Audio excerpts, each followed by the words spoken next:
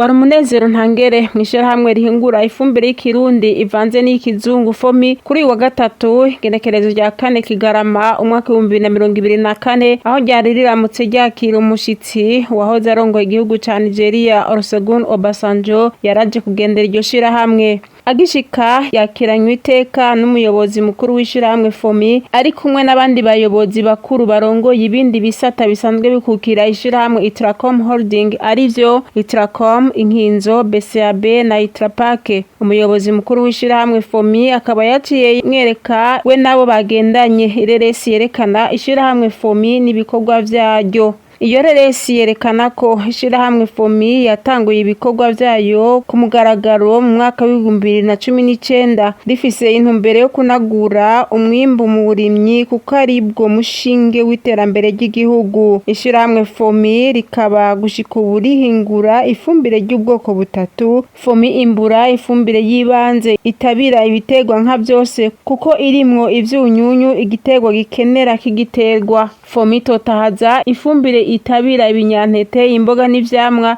iyo bigeze kubagara kugira bikure neza; hamwe na FOMI Bagara itabira ibitegwa vyamira mu kuzimu kugira ngo bishore neza; hamwe rero n'ishwagara yo mu ndimo ikoreshwa mu kuvura mu rurazi w'isi. Ishirahamwe FOMI rikaba rikora gisunza amategeko yaba yo mu gihugu canke mpuzamakungu. Uwahoze arongoye igihugu ca Nigeria Olusegun Obasanjo mu ijambo ryiwe akaba yashimiye aranakeza cane indongozi z'ishirahamwe FOMI ku ciyumviro bagize co gushinga ishirahamwe rihingura ifumbire yemewe ku isi yose, ifumbire yifasha mu guteza imbere igisata c'uburimyi haba mu gihugu canke muri Afrika nzima. Akaba yanabemereye ko bazobaha ingabire y'imashini zizoza gusahiriza izisanzwe zihari kugira ngo ishirahamwe rirushirizeho gutanga umwimbu mwinshi uburimyi butera imbere. Imbere yo kuganuka uwahoze arongoye igihugu ca Nigeria Olusegun Obasanjo nabo bagendanye bakaba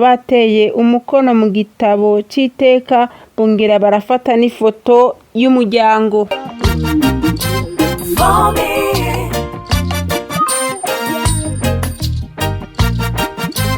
FOMI